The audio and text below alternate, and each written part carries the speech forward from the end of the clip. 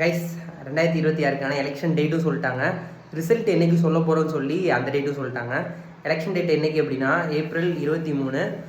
Result என்னைக்கு அப்படின்னா மே 4ஆம் தேதி வந்து ரிசல்ட் வந்து சொல்கிறாங்க. ஸோ இதெல்லாம் விட முக்கியம், எலெக்ஷன் டேட்டு சொன்ன உடனே போய் நான் வந்து இப்போ சென்னையில் இருக்கேன். ஸோ ஊருக்கு போகிறதுக்காக டிக்கெட் போடலாமேன்னு போய் பார்த்தேன். வெயிட்டிங் லிஸ்ட் இருந்தால் கூட பரவாயில்ல, மனசு அதிரும். ஆனால் என்னன்னா ரெக்ரெட்டுன்னு சொல்லி ரெட் கலரில் இருக்குது.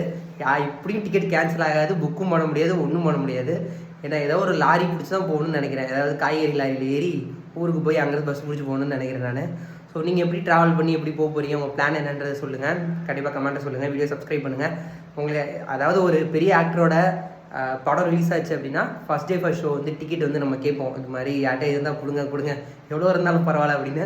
ஸோ இந்த தடவை ஓட்டு போடுறதுக்கு நான் ஊருக்கு போனேன்டா, அதுக்கு ட்ரெயின் டிக்கெட் பஸ் டிக்கெட் இருந்தால் கொடுங்க அப்படின்னு சொல்கிற மாதிரி கேட்குற அளவுக்கு தள்ளப்பட்டிருக்கேன்.